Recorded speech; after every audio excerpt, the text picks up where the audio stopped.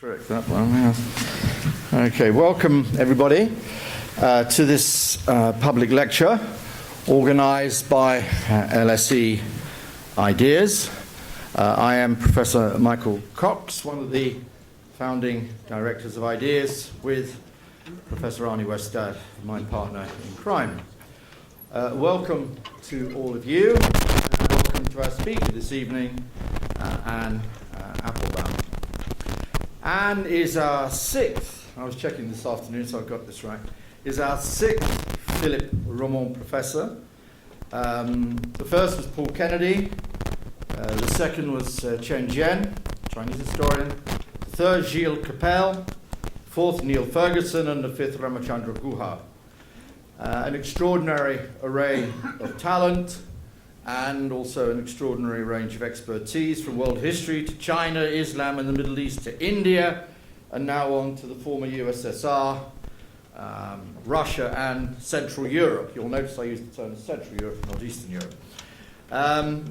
None of this, of course, would have been possible without the very generous support from Emmanuel Romain, whom we welcome here this evening. Anne needs a little introduction.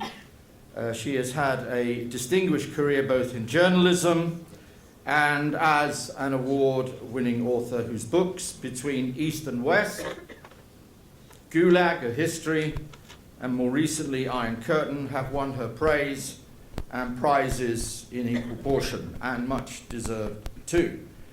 Two of them will be on sale after this lecture for a book signing. This is the fourth and last of Anne's public lectures here at the school.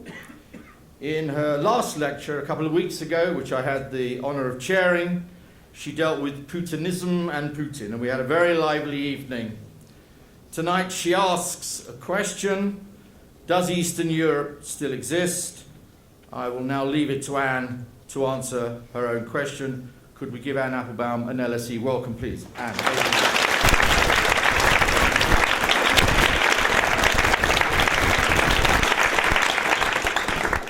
Thank you very much. Thank you once again to LSE Ideas, in whose company I have very happily spent the last two terms. Very much enjoyed being here, and I will be sorry not to be. Thank you also to Manny Roman, who has been a good friend and supporter of this particular chair. I think the investment in historians is a brilliant and very useful use of money of all kinds. The question is, let me start like this. A few years ago, and I see a colleague from this magazine in the audience, but a few years ago, and actually it was in February 2009 to be precise, The Economist magazine ran a cartoon which featured caricature versions of Angela Merkel, Nicolas Sarkozy, and Gordon Brown, who were then the leaders of their respective countries. And the three of them were sitting at a luxuriously appointed dining table, their faces frozen in exaggerated horror. And all of them were contemplating a giant bill at the top of which was written, "The Rescue of Eastern Europe." And the accompanying article, just to drive the point home, was entitled, "The Bill That Could Break Up Europe." Eastern Europe, the article warned in dire tones, had been financially damaged and politically weakened by the international economic crisis. Eastern Europeans had been, quote, on a binge fueled by foreign investment and the desire for Western living standards. They had botched or sidestepped reforms, and they had, quote, wasted their borrowed billions on construction and consumption booms, unquote. Eastern Europe should, of course, pay the price for its own profligacy, the Economist intoned, but Western Europe might well have to step in. After all, if Eastern Europe were to go down in the flames of financial crisis, then proper Western countries like Ireland and Greece might be affected as well. Now, the rest, as they say, is history. Eastern Europe did not collapse, or at least not all of it and not all at once. But Ireland and Greece did go down in the flames of financial crisis, and Spain and Italy nearly did too. So even now, Portugal is still touch and go. Britain is entering a triple-dip recession, and France has soaring unemployment. To put it bluntly, The Economist was wrong. 4 years after that 2009 article, the rich Western countries are not sitting around a metaphorical dining table dispensing largesse to their poor Eastern cousins. Instead, they're wrestling with one another on top of that table, while some of the unwanted guests from the East, like, for example, Eurozone member Slovakia, are actually contributing to their rescue. Now, there are a number of conclusions I could draw from the predictive failure of this cartoon.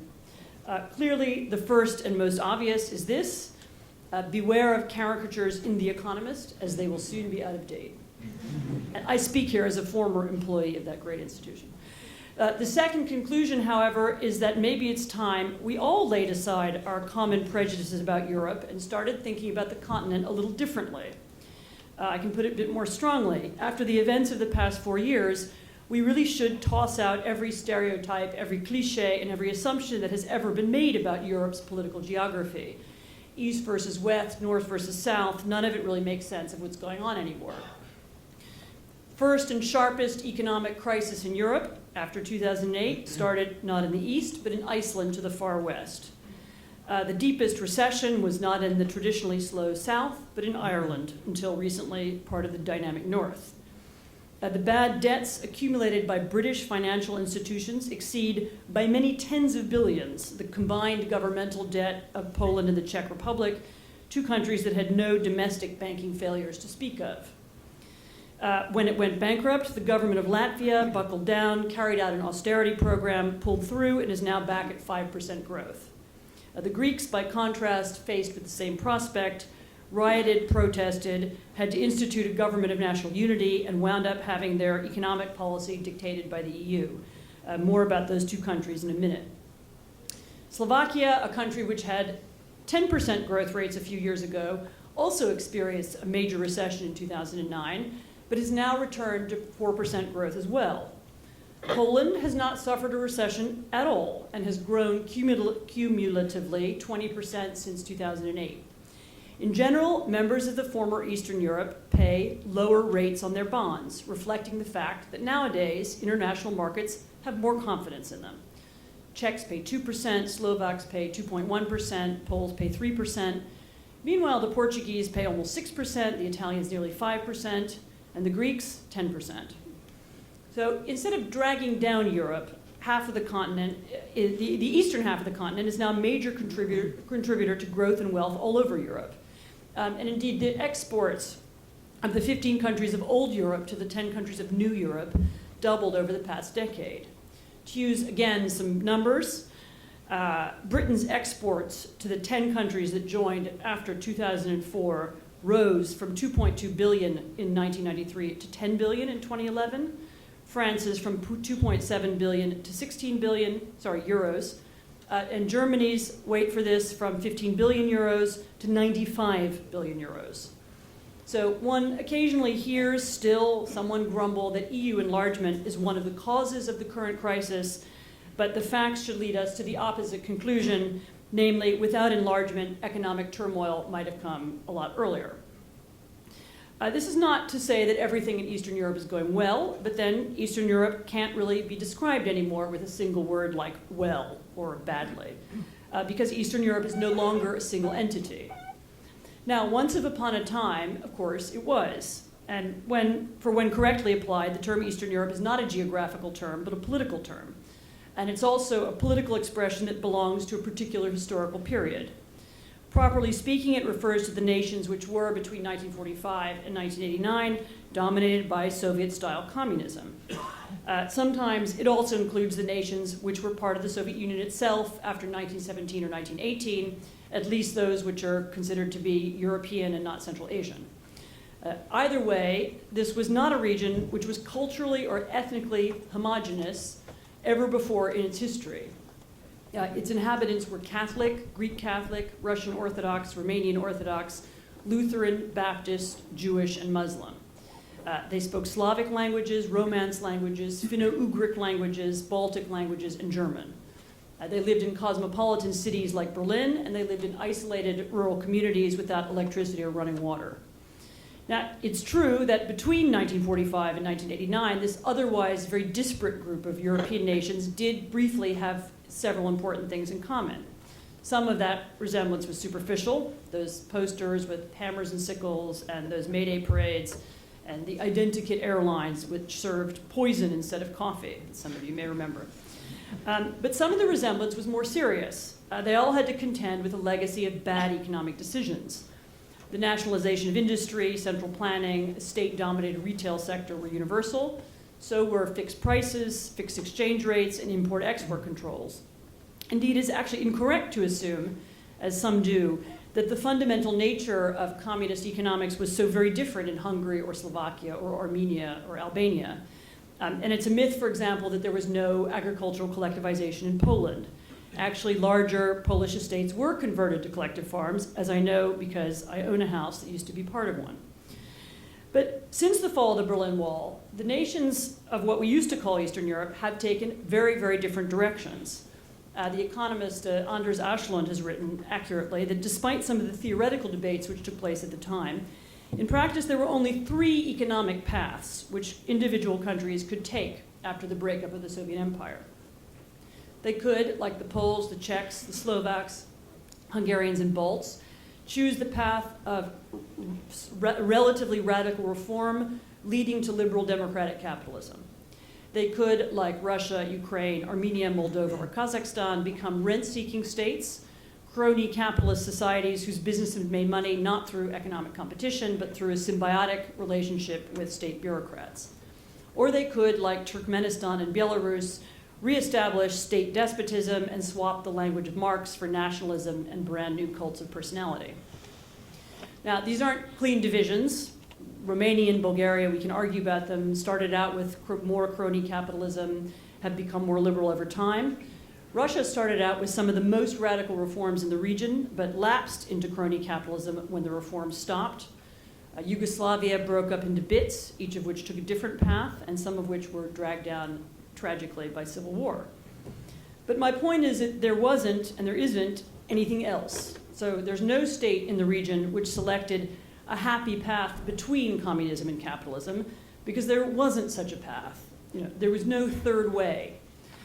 Those countries which attempted a kinder or more gradualist transition simply got stuck with more corruption. If their business elite then learned how to make money from controlled prices, export controls, or state sales of natural resources, and if those same business elites took over politics, then crony capitalism became permanent. Now, few of the successes and few of the failures, this is very important to remember, were either predictable or predicted. So in 1990, nobody guessed that Estonia would become a mini tiger or that Russia would be eventually ruled by a cabal of billionaires. Nobody imagined that Poland would be a more stable member of the European Union than Hungary.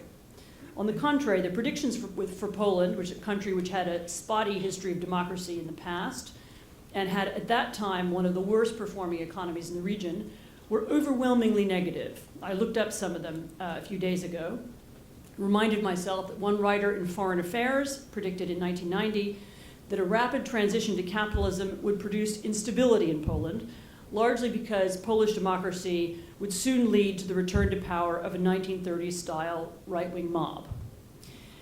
As it turned out, immediate post-war history was not a good guide to any country's post-1989 success, nor was its religion, its geography, or its size.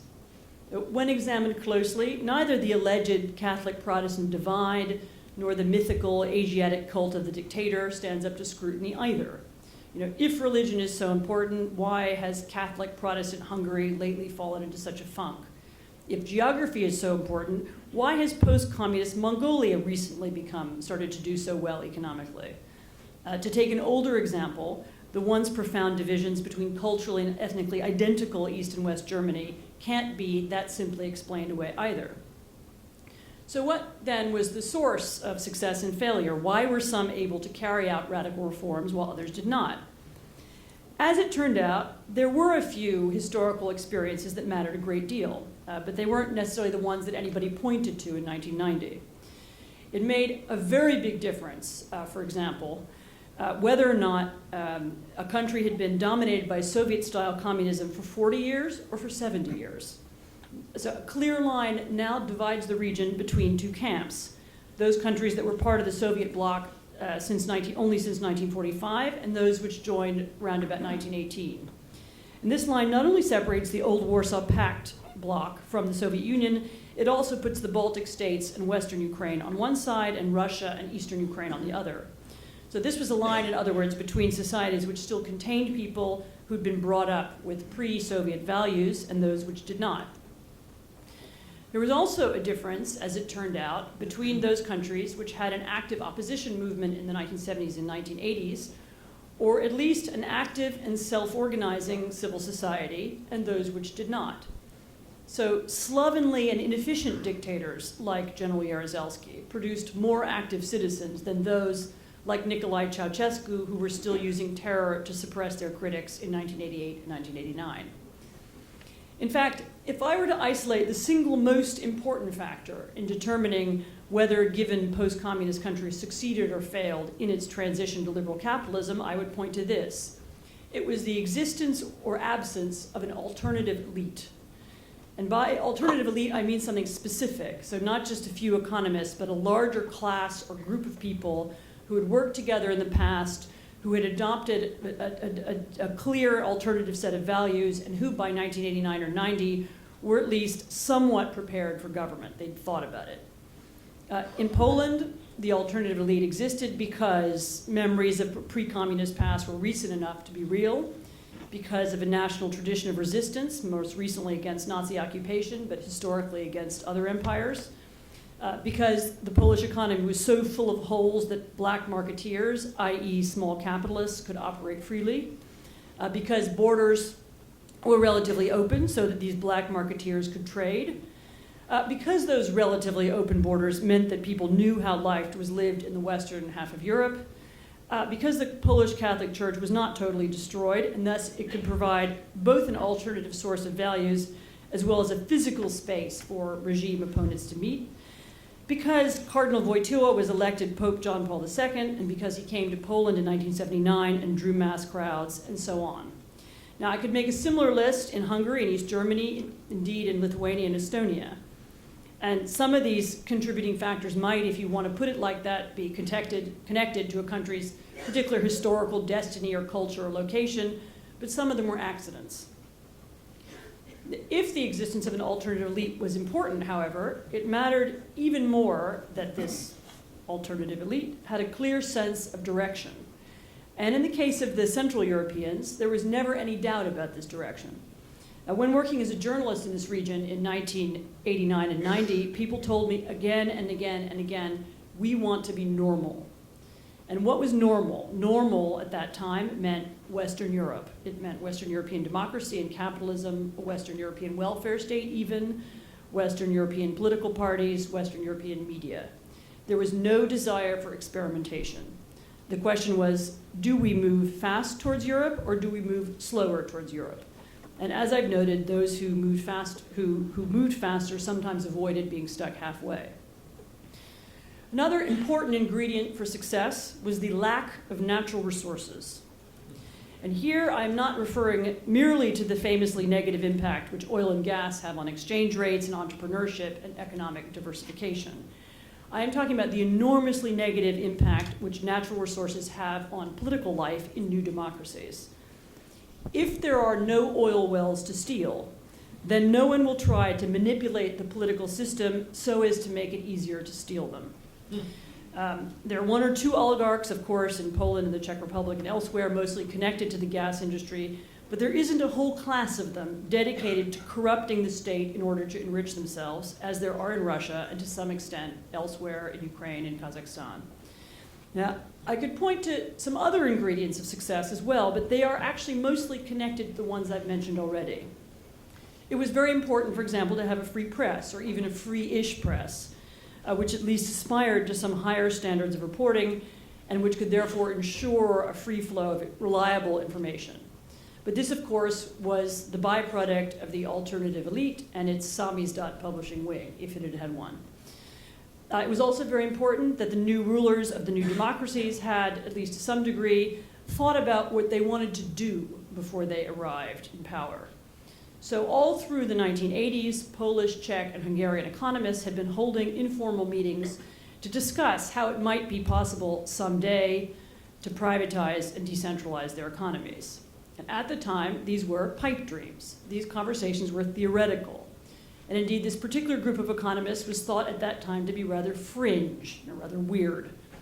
But when they suddenly and unexpectedly got the opportunity to carry out their plans, sometimes by luck in some cases, they weren't always the first choice for the new job of finance minister, they were ready. So Poland's first finance minister, Leszek Balcerowicz, was one of them. Václav Klaus, until recently the Czech president, was another. But again, I suspect this was once again the byproduct of the fact that they all had a clear sense of direction. Where do we want to go? Western Europe. How do we want to get there fast? Much less important, as it turned out, were the precise techniques deployed. So in particular, although there's a lot of investigation, and there are now many books about this written, the exact method of privatization, although this was a central topic, maybe even the central topic of debate and discussion at the time, wasn't in the end nearly as important as the speed with which privatization was conducted and the perceived fairness of the process. Voucher privatization, stock market privatization, all of these could work as long as they were conducted more or less quickly and more or less transparently. I think I'm correct in saying that in retrospect, no one was happy with the way privatization went in their countries, and at the time, everyone predicted disaster. But those who were the most unhappy were the ones who didn't do it at all. Perhaps then I could add one more element to the picture. Whoever took charge in 1990 had to understand the need for a radical break with the past. So, and former communists, such as Ion Iliescu, the president of Romania in 1990, were generally speaking worse at understanding this than the former opposition leaders such as Tadeusz Mazowiecki, who was prime minister of Poland in that same year. It was also very good if whoever took charge did so in an atmosphere of serious crisis. So Poland in 1990 seemed to be deteriorating rapidly. Hungary, by contrast, wasn't that bad. Bulgaria wasn't that bad. And successive Hungarian and Bulgarian governments have long felt that all they really had to do was make a few adjustments. In practice, this means that Hungary, although it's very much a member of the Western camp, went the same direction, it's never been able to shake its addiction to borrowing and budget deficits. Many key institutions remain unreformed. Worse, Hungarians seem permanently sunk in perpetual gloom, though it's possible that they were always like that. A very close Hungarian friend of mine, when we were once discussing the imminent Eurozone crisis, threw his hands up in the air and said, "Why is it," he wailed, "that every club we join immediately falls apart?" But I'm not Hungarian, I'm American, and therefore I'm more interested in the optimistic half of this story. So let's step back for a minute. It's now 2013. Who thought in 1989 that I would be standing here making a speech not only about how Eastern Europe survived, but how the eastern half of Europe has in general survived a major financial storm better than the western half? And who would imagine that I would now be able to say this? Perhaps there are now more lessons that the West can learn from the East rather than vice versa. A few months ago, I made this point at a conference in Vienna to a crowd which listened very indulgently but unbelievingly, and they fired a couple of mocking questions at me afterwards. Just as I've done tonight, I established the fact that Eastern Europe as a meaningful political concept has disappeared, that the nations of what used to be called Eastern Europe have gone their separate ways, and everyone nodded, but they didn't draw any obvious conclusions. And no wonder, in Austria, maybe even more so than here, although here too, the notion of Eastern Europe does live on as a kind of prejudice. When newspapers use the expression Eastern European, it's usually code for primitive and backwards and possibly criminal. I always notice this when there are some murder suspects or somebody's committed a crime. They say, well, they had Eastern European accents, as if speakers of a Latin language like Romanian or a Slavic language like Bulgarian all sounded alike. There's also a tendency, especially in this country, to think of Eastern Europeans as belonging to one of two categories. So there are either Romanian, Bulgarian laborers on the one hand, whom we want to keep out of the country because they might work harder than the natives, or Russian oligarchs and other for whom all doors are open, all visas are available, and to whom everything is for sale, and around whom are clustered dozens of British lawyers, bankers, real estate agents, and other middlemen, eyes shiny with hopes of big profits. That kind of prejudice makes it more difficult for the western half of the European continent to draw lessons from what we used to call the East. But that's also foolishly short-sighted. So think about it. Within Europe, there are now several countries which managed to turn utterly disastrous economies around. They're really disastrous. I lived in Poland in the late 80s, and I promise you there was nothing to eat except dried crackers. So, which and these countries have, while doing so, evaded the temptations of the far right and the far left. They've carried out major structural and political reforms during periods of political tumult. Better still, one or two of them recently appeared to repeat this feat for a second time during one of the worst international banking crises in memory. So now let me look closer, as promised, at the very instructive comparison between Latvia and Greece. In the wake of the 2008 crash, the Latvian government slashed public spending, fired a third of its civil servants, and reduced salaries of those remaining while refusing to inflate the currency. GDP declined dramatically, falling 24% in 2 years. But as their economy plunged in 2010 and 2011, there were no strikes, no protests, or minimal protests. There were some, no fury. The Latvians, who've been occupied by others for so much of their history, see economic viability as a matter of life and death, a key component of national sovereignty. Not only did the nation eventually accept the need for a change of course, it re-elected the prime minister who imposed it. And then the recovery did begin. The Latvian GDP is now growing more than 5%, and the budget deficit has been dramatically reduced. In Greece, by contrast, relatively smaller budget cuts have led to a relatively smaller GDP decline of 18% since the crisis began, and they've also led to major strikes and riots. The Greeks have voted their politicians out of office more than once. They formed a new fascist party to compete with the already existing far-left parties, and they have thrown petrol bombs at banks. Now, there's some technical explanations for the differences. Budget cuts were applied differently in Greece and Latvia. The Latvian ones hit bureaucrats hard, but pensioners less so. Perhaps more importantly, they also made the biggest cuts right away. So as they had learned in 1990, drawing out a crisis creates more pain over time. The Greeks, by contrast, have made cuts slowly, and they never convinced either their public or their creditors of their commitment. Bureaucrats are protected while pensioners suffer. Uncertainty persists, people and capital continue to flee the country, and although the crisis has stabilized, it is not resolved. There are also political differences. Latvian politicians did explain to some extent to their fellow citizens the need for cuts, and they reminded them, as I say, of this need to preserve national sovereignty. By contrast, none of the Greek political parties has found a way to persuade the majority of Greek voters of the need to change their way of thinking, and instead, anti-German rhetoric is at an all-time high. Why then don't the Greeks try instead to learn earnestly from the Latvians, as the Latvians once tried earnestly to learn from the French or the British? Well, I suspect again that the explanation lies in the misleading term Eastern Europe and in those connotations of backwardness.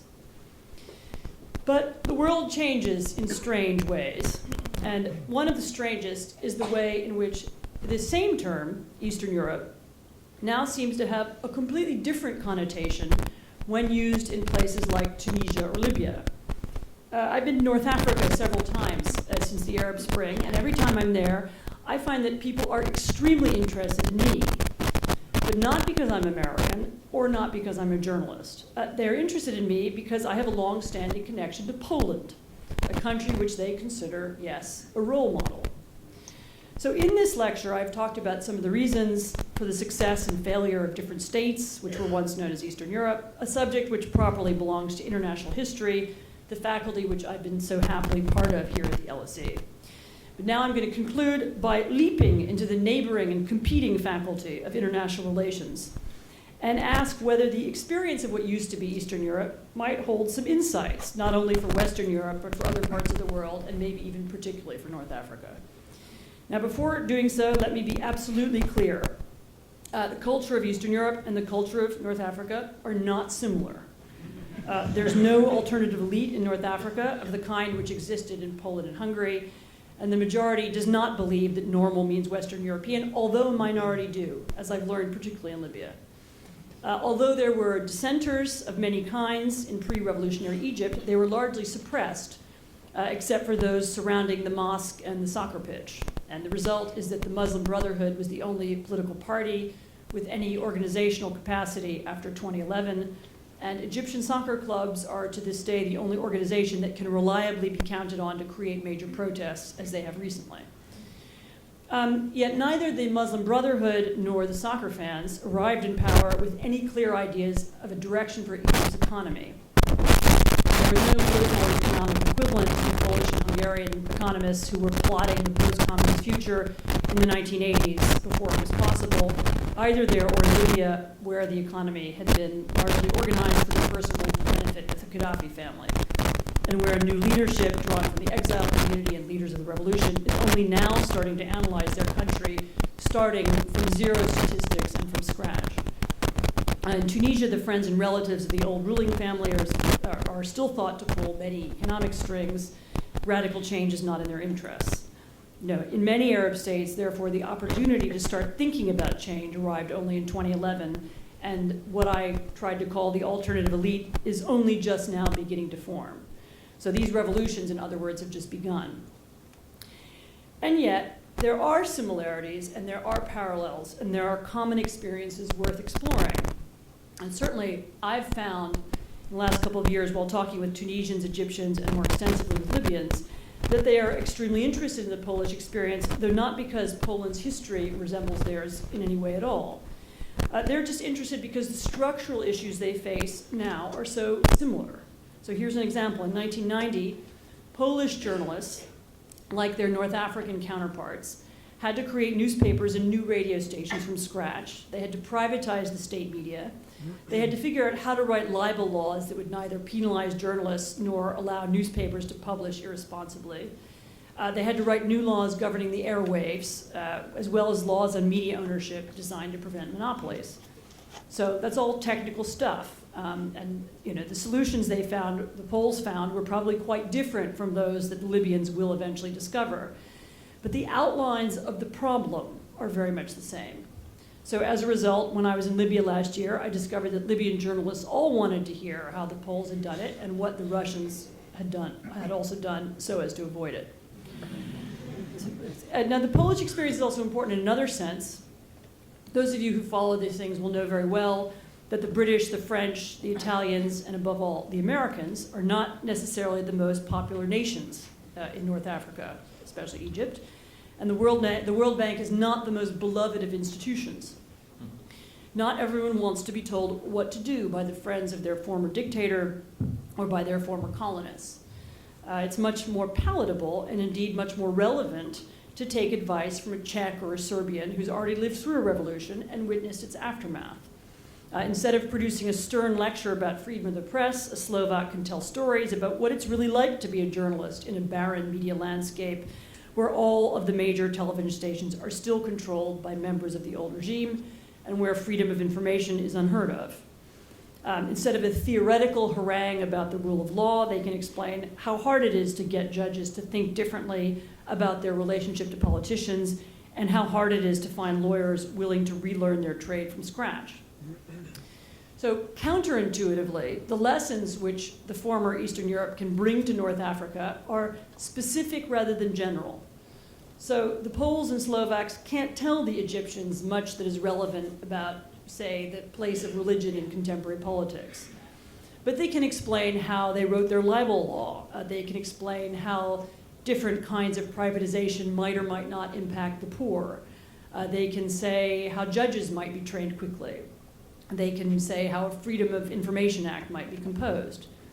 So I repeat, their experience is useful as theory, not as theory, but as practice. Here's how we wrote our commercial code, here's how we reformed our police force, here's how we brought new curriculum to our schools, or on the other hand, here's how we failed to deal adequately with the policemen of the old regime, here's how we failed to ensure that privatization was fair, here's how we failed to prevent our newspaper industry from being taken over by oil and gas oligarchs. Now, learning what didn't work is sometimes as instructive as learning about what did. But before you're able to learn anything, you have to be willing to listen. And this is where I'll end this evening by pointing out a paradox. In many parts of the world, the transformation of Poland, Hungary, Czech Republic, Slovakia, the Baltic states, and even Romania and Bulgaria are regarded as examples of miraculous success, peaceful transitions from dictatorship to democracy, examples to be studied and copied and learned from. This is an achievement which should be placed at the center of European foreign policy. At this time of financial uncertainty, this is a sliver of hope that Europe can offer to the rest of the world. Look, here are some paths from poverty and dictatorship to prosperity and democracy. If that doesn't happen, and I'm afraid that it might not, this is because in Europe, both in the West and sometimes in the East, the term Eastern European is still in use with all the old connotations and all the old prejudices attached. So does Eastern Europe still exist? No. So let's abolish the term, or at least confine it to history. Thank you very much.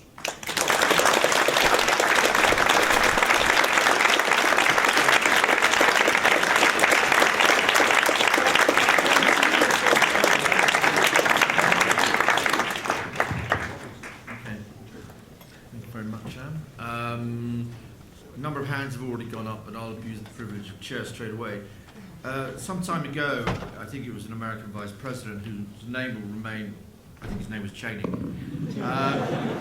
I'll pose the question about old Europe and new Europe, and it created all sorts of stirs, I remember at the time when he said it in 2003, I think 2004. Do you think, whoever it was, Rumsfeld, whoever it was, one of the two, anyway, I could never make a distinction between either of them. But thanks for the... Old white guys. Oh, yeah, thank you. Was that, I was 66 yesterday, I'll take that on the chin. But is that something that speaks to you, in a way? Because I kind of got part of that, not exactly, but does that... You may not want to use the word Eastern Europe, but the notion that there are still two Europes in some way, and that's what Rumsfeld was referring to. Rumsfeld was referring to something slightly different, which was that bit of Europe which is interested in working with America in that particular context, and that also included at that time Britain and Spain. So it wasn't quite. He was talking in the political context at that time. I mean, I'm happy to talk about New Europe, except that again, I think it fails to express the profound differences within New Europe. The differences between Poland and Albania and Romania and the Czech Republic are as different and as broad, if not broader, than the differences between Poland and Germany. And they're probably even more extreme, or between the Czech Republic and Austria. So it's fine to talk about New Europe and some of the energy, and we can sometimes it's, in some contexts you can talk about states that joined the EU later rather than earlier. But I'm not sure that it's a meaningful description of a concept. It doesn't tell you anything about, as I say, Albania, Poland, Romania, and Lithuania. It elides the fact that these states have become so very different, as they always were, and as they briefly weren't only for 50 years. Okay, leave it there. I apologise to Mr. Cheney for my historical faux pas. I'm sure he's very hurt. I'm sure he's terribly worried about my faux pas. Yeah, the lady at the back there, and there's somebody at the back over here. So we'll take 1 and 2. So one at the top, one at the bottom. So, yeah, please. Thank you. My name is Abby Innes, and I teach European political economy of Central Europe here. So I hugely enjoyed your speech, and I basically completely agree. But that's a relief. Oh, wow. You say that again, you know. I'd like to play devil's advocate for a moment, because you're basically echoing Anders Aslan's thesis that the Central Europeans should be seen as in a healthier state than Greece, because they've managed extraordinarily harsh austerity measures with almost no political reaction. And the question is that healthy? Is it healthy that a population has no political reaction to absolutely incredible economic pain? Was it no political reaction? Well, you yourself outlined the fact that compared to Greece, it's less, yes. These were calm, peaceable, rational, pragmatic reactions. So the devil's advocate question is that given that in the Baltics, for example, the model of FDI they'd had was not kind of productive, high complex manufacturing FDI, it was a lot of hot money going into speculative booms in non-tradable sectors like housing and construction and financial services. The fact that you can have a bust from that and there's no political reaction, I would suggest, implies a despair of political engagement. And there is a huge problem with trust in these political systems. So to play the devil's advocate argument, is it healthy or is it a problem? Right, You okay. want to do several questions? You will let's do a couple first then. Yeah, gentleman over here. Thanks, Anne, Professor Applebaum. You made the very interesting distinction between European countries who only had, say, communism from 48, and then the East... 45. 45, sorry. Well, 48 with... No, Czechoslovakia. 45. Read the book and you'll find out, okay? Czechoslovakia, February 48? We'll argue about it. Yeah, don't worry about it. Yeah, If I can so- get, you know. So, and then I was wondering about, you talked about the third way wasn't possible, and Václav Klaus, I've just been looking at some of his own early 1990s conferences, said that in our understanding we liberalised our economy much more than any other economy in the former Soviet bloc because of the failure of 68 and our understanding that it simply wasn't possible. And I think Otto Schick, who is the father of the economist Socialism with a Human Face in 68, I think was maybe partially still critical of some of the very pro-market reforms which Klaus introduced in the 90s. And I'm just wondering if you would maybe agree with Klaus's view, or not sort of the I hope relationship. never to agree with Klaus about anything. What's the question? So the relationship between the interpretation Yeah. of 68 and then the free market reforms which are pursued in So Czechoslovakia. so the 68 failed, therefore we'll have free Yeah. market. Yeah. Take those two. They're big enough. They're actually related. Yeah, So- I well, got that think- too. You go for that. Actually, I mean, it's very hard to make a link. I would make not a link between 68 and the reforms. I would make a link between the fact that Czech society had organized itself during 68 and reforms. In other words, that there was, again, it was 20 years earlier, but that there had been a moment when people began to try to recreate the society for themselves, and that was and therefore the rhetoric of doing that appealed to them. Perhaps, yes, the failure of 68 also reminded people that socialism with a human face didn't work, although of course it didn't work in the Czech Republic, not because it was an economic failure, but because the Russian tanks came in. So that you could also have drawn a different conclusion, which interestingly I think is what Gorbachev, the conclusion Gorbachev drew. He was in Prague in 1969, and one of the motivations for bringing about glasnost and eventually so-called perestroika was this idea that you could rejuvenate and regenerate, within the communist system you could create change, and then of course that didn't happen. Maybe that's part of it. I would question whether the Czechs are the most liberal and the most successful economy now. I mean, it all depends on which piece of the economy you look at, but that's a separate issue.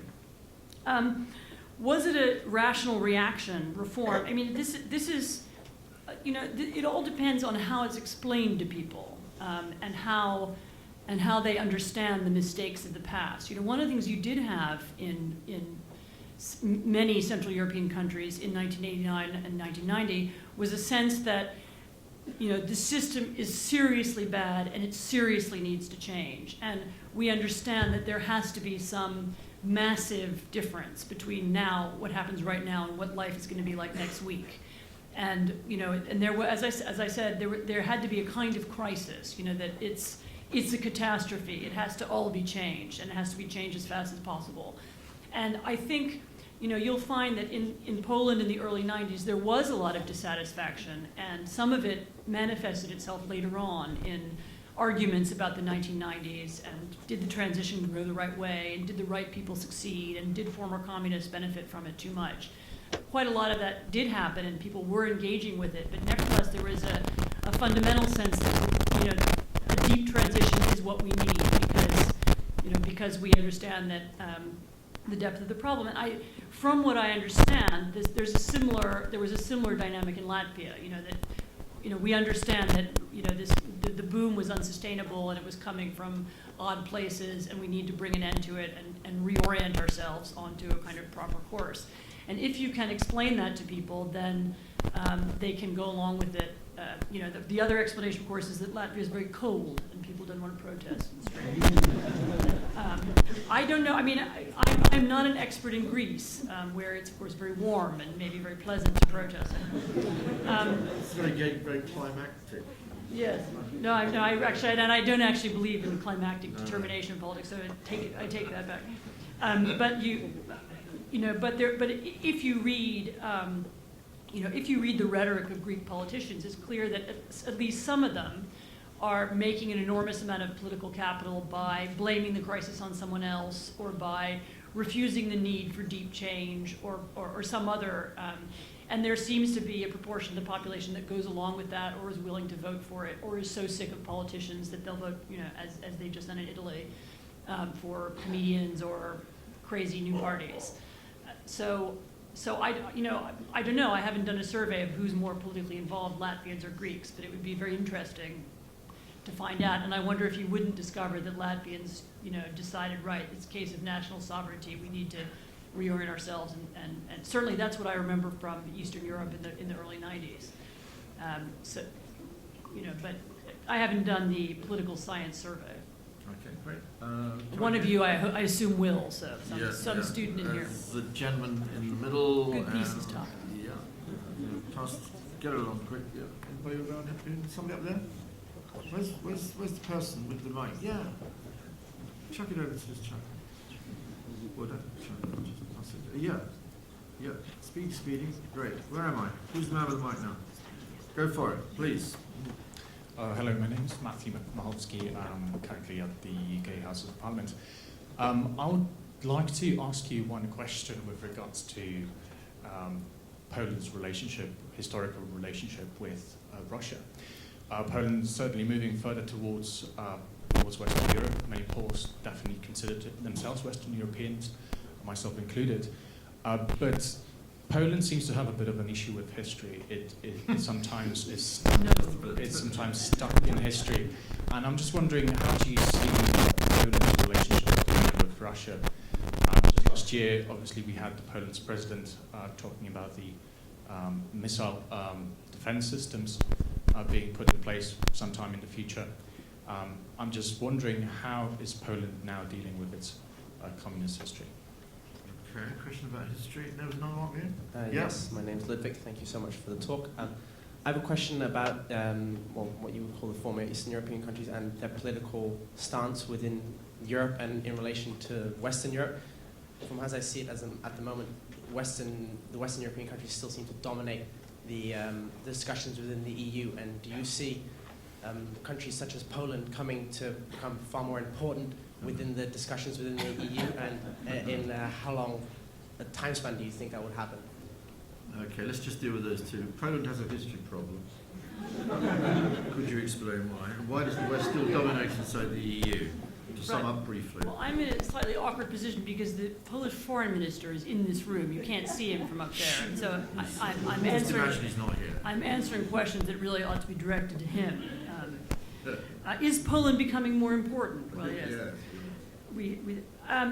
Poland dealing with it, actually, in my experience, the Poles, I did a whole seminar on this question of dealing with history, and it can take a long time to describe and discuss, but the Poles do at least have an open argument about history that is conducted in the media, and sometimes it takes unpleasant political forms, and sometimes political parties tries to use pieces of history to push particular agendas. But there is an airing of it which is not entirely unhealthy. I mean, after all, they do have an awkward relationship with Russia, and they do have an awkward relationship with Germany, and it's not that long ago, and people remember it. And so, no point in passing it over and saying it didn't happen. I mean, they had a very bad 20th century. the trick always is for countries to find ways to overcome their historical problems, and there are a couple of very good examples in this part of the world of countries that have managed it. And actually my favorite is really Poland and Ukraine, who also fought each other very bitterly and really quite brutally at the end of the Second World War, and have a history of moving borders back and forth.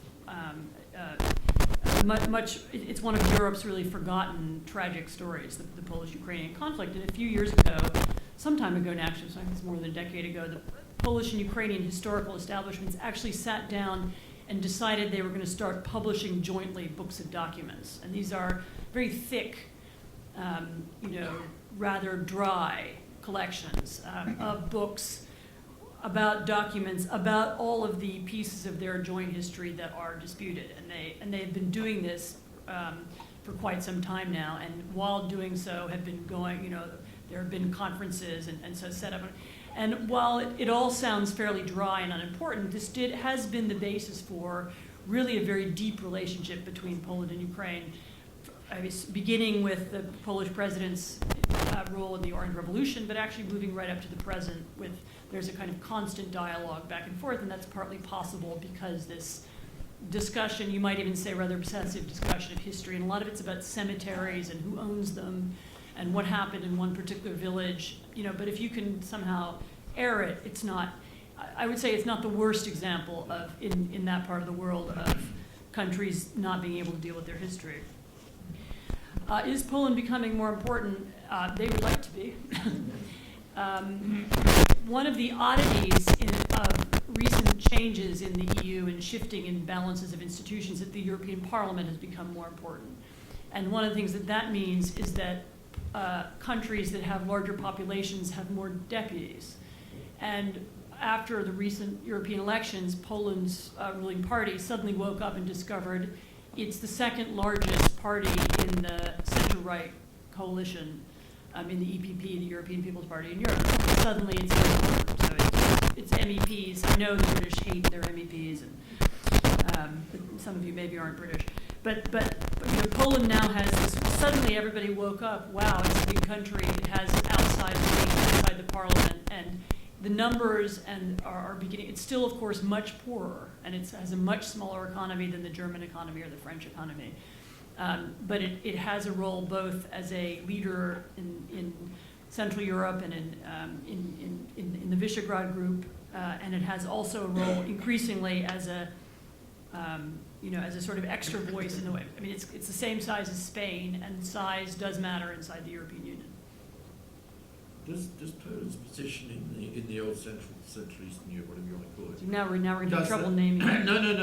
Does that create resentments inside the old Commons bloc? Does that create its own problems internal to that group? I think the answer is sometimes there are some tensions, but often not, because there has been a lot of consultation between Poland and with, as I said, the Visegrad group, which is Poland, the Czech Republic, Slovakia, and Hungary, and the smaller countries are often happy that there is a Poland that has a slightly larger voice, and they, although it depends on who's in charge of country X at a given moment, but there has been actually a lot of support for that idea that Poland is the representative of that group. Okay. Great, I've got a hand over here. Tim Garton-Ash, I think you've got Timothy Garton-Ash, Oxford University. And you're obviously absolutely right that the negative stereotype of Eastern Europe persists to this day. My family sometimes grows mushrooms. We found a mushroom, looked it up in the guidebook, and it said, this mushroom is poisonous, but used in Eastern Europe. Wow. You must have a small family. We didn't eat it. Nor did we use it, I hasten to add. And actually, of course, these stereotypes go back a long way. If you look at Larry Wolff's wonderful book, Inventing Eastern Europe, he charts how they go back to the Enlightenment. And as you also rightly say, the term is correctly used for the period 1944 to roughly 1989, in which the countries of Central, East Central, Northeastern and Southeastern Europe were being crushed and homogenized by Soviet rule or Soviet domination. And we need to help people to understand that.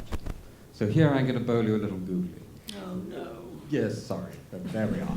Because in your wonderful book, Iron Curtain, describing precisely that process of crushing, the subtitle in the hardback edition is The Crushing of Eastern Europe, which is clearly wrong, because it was Central and East Central Europe that was being crushed. That would be too long a title. And Eastern Europe. But that is, I may say so, slightly frivolous. It's a publisher's objection. But the truth is, if we're going to help people to understand this, we have to help them to understand that it was something else, and what was being created was Eastern Europe.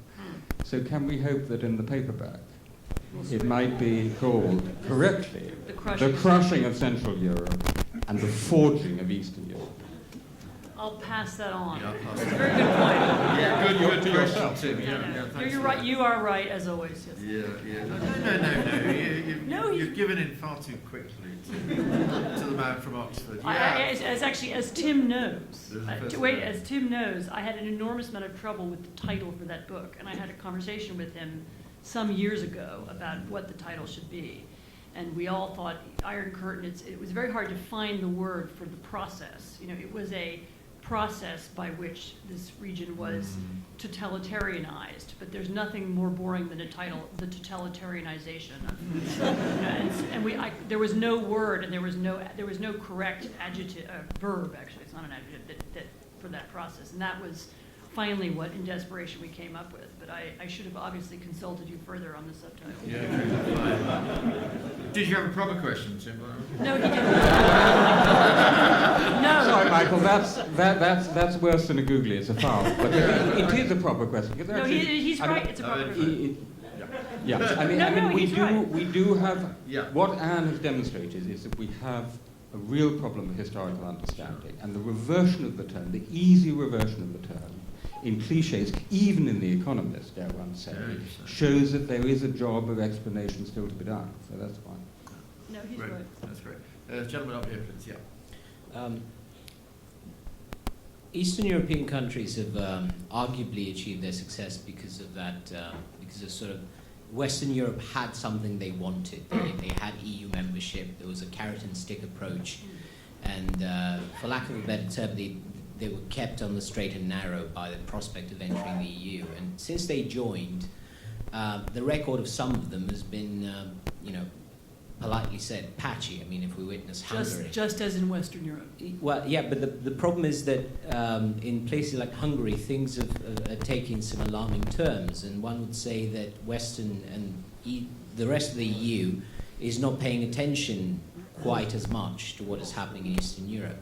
Now, is there a risk of spillover elsewhere? What might happen next in your opinion? Sure, and there's a risk of spillover from Berlusconi's Italy. And there's a risk of spillover from Greece. I mean, the point is that within Europe now, as there always are, there are some countries doing better and worse.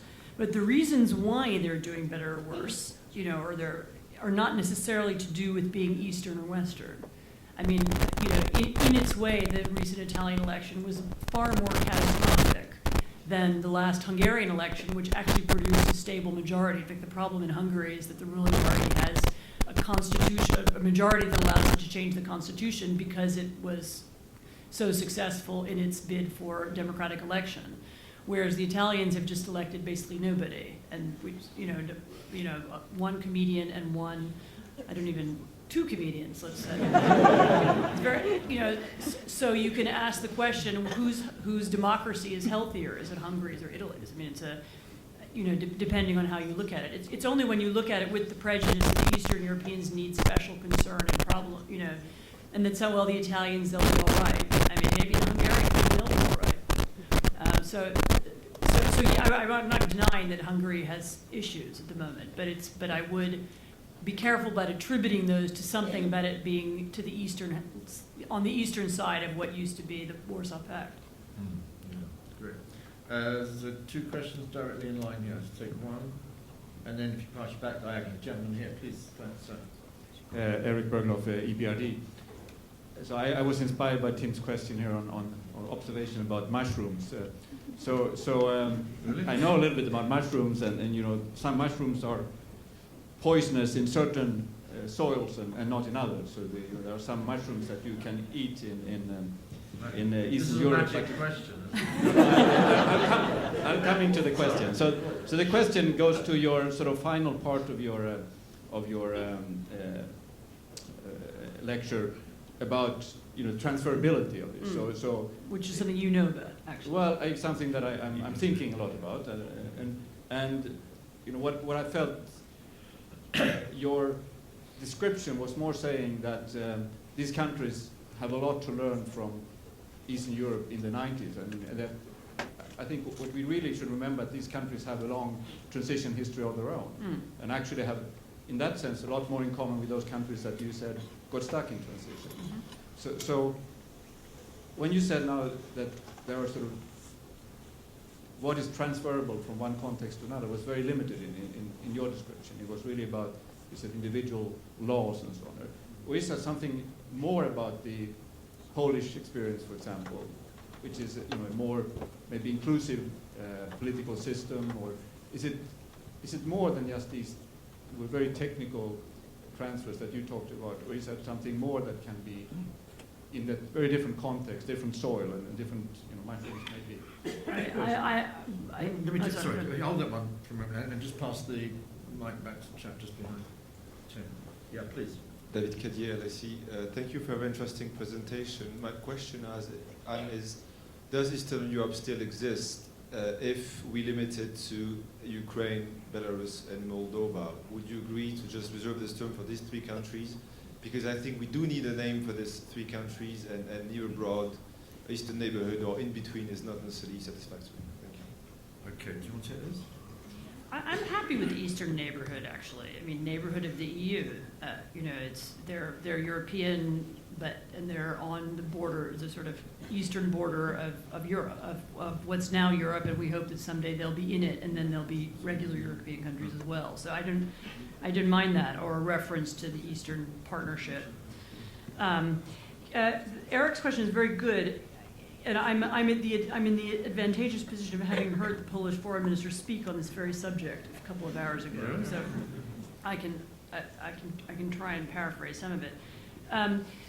I think first of all, what I was saying about transfer of experience, I don't think is necessarily small. I mean, what I meant to say was, the Poles can't say we're exactly like you, so do everything that we do.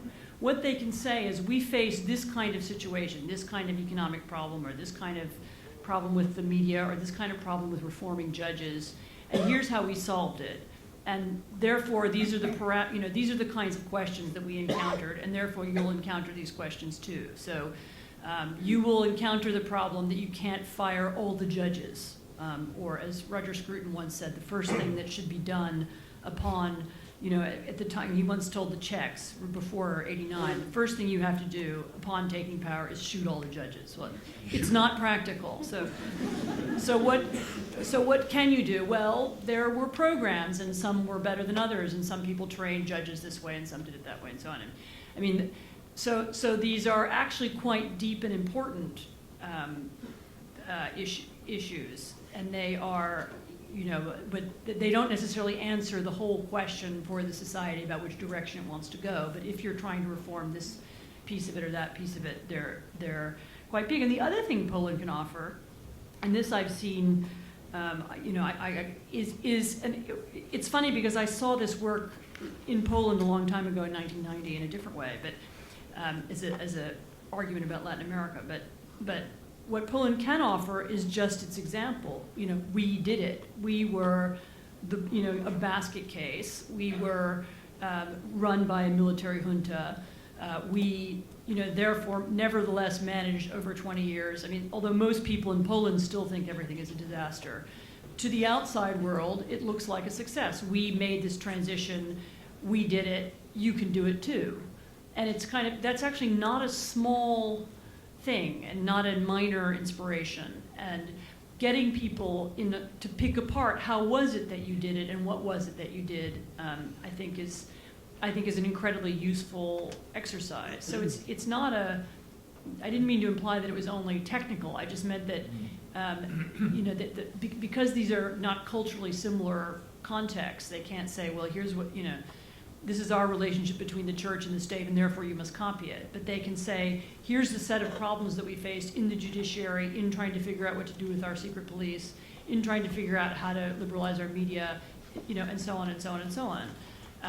You're right that one of the problems in this part of the world is, in some sense, these are countries that were in transition. They were in a different, On the other hand, Libya feels to me very much like a post-revolutionary country where you have a new guard, with a desire, wanting to create a different kind of society in the way that I felt in 1990, where people really want everything to be different from now.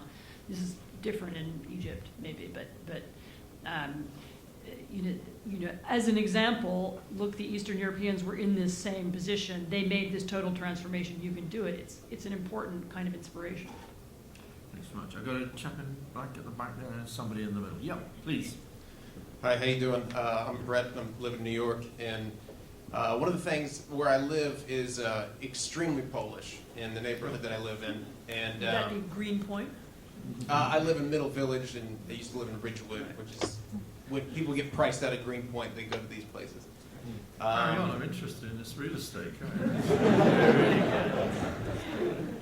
And all I was wondering is there any kind of organized relationship with Poland, with the Polish government, with the diaspora? Because I know it's not just in New York, it's also big in Chicago and other places as well. And have you seen signs of some of the immigrants in the U.S. returning to the country, but just because of seeing opportunities or assuming opportunities? Okay, great. What about diaspora? Yeah, gentleman in the middle. I might make this the last question, actually, because we've got quite a lot to do. I'm from across the road over at King's and doing Where? Last in Modern History. Okay, all right. You mean the one that's taking over Kingsway? Yeah. The foreign land over there. But basically, my question is, your sort of analysis of the sort of East and West sort of, how these kind of westernized and sort of move, there were sort of the historical trends that you could sort of pin down to its development, whether a country would succeed or not. I was wondering if that method could be applied sort of elsewhere itself, or does it imbue too many Western concepts in order to sort of be reliable outside of the European comparison? I didn't quite understand it. So is the Eastern European experience reliable outside of the European applying context? the same sort of terms, so the elites sort of having an elite class that's already pre-planned its sort of way in, sort of the speed of privatisation, can that be applied elsewhere, that kind of thing? I know it's a really boring and technical question. But. Nothing's boring. The Polish government, yes, they have a very intense and complex and emotional relationship with their diaspora. They communicate with them in various ways all the time. And yes, there are people starting to go back from the United States, or rather, actually, I think it's different in the United States that fewer Poles are going. And partly that's because the Polish economy doing slightly better, American economy doing slightly worse. And partly it's because it's so much more rewarding to go to countries, if you're going to want to work abroad for a few years, to go to Western Europe where you can work legally, and in the United States you still can't. So that's a major difference. The final question, my answer is yes, there are lessons, even though it's different. And we can't. That's why I'm trying to put this in a framework. No Burma is not the same as Poland, and no Libya is not the same as Poland. But there are similar experiences and similar circumstances that they all face. And no, you cannot transplant exactly what was done in Poland to Tunisia, but the Tunisians, and I know this from experience, I've watched it happen, the Tunisians are incredibly interested in hearing what Poles have to say. How did you do it? What were the components of it? They want to know very specifically what were the issues that you faced in this area, in that area, in that area. And they find it interesting, even though it is not the same culturally. I would hasten to add there are successful examples of transition in other parts of the world. It's this longer conversation. You can talk about Indonesia. You can talk about many other kinds of countries, South Africa. So it's not unique to Eastern Europe, but since Central Europe, sorry. Since that's our topic tonight, that's what I'll stick to. Okay, I'm going to draw the proceedings here. I know a lot of other hands have gone up, but there's some book signings that need to be done after this. I got a couple of one announcement to make. Firstly, that Anne, as I said, is our number 6. I should also give you that our number 7 is not exactly en route, but has now been appointed, and that is the historian and award-winning author, Professor Timothy Snyder, from Yale University, who will in a sense take up where Anne has kind of left off. Tim is a great historian of Central, I can't use the word Eastern Europe now, but Central Europe, though I do notice the word Eastern Europe appears in quite a lot of the titles of his books, and Tim will be taking up the position after Anne in October 2013, so I just want to make that official announcement tonight. That's a great appointment, and has some very big shoes to fill. However, I noticed that Tim is doing 4 lectures already planned out. Everyone has the word origins in it. The origins of nations, the origin of revolution, the origins of mass killing, and the origins of the final solution, Eastern Europe and the Holocaust. Well, anyway, we're really looking forward to welcoming Tim after the great year we've had with Anne. As I say, big shoes to fill. There is going to be a book signing outside, so Anne, you're going to go out there and sign some books. It only leaves it to me really to say thank you for all your great questions, turning up in great numbers, but a particular thanks to Anne. It's been a great person to have around ideas. She'll be around for some time to come, and for some great lectures, including the one tonight. So thank you very much again, Anne.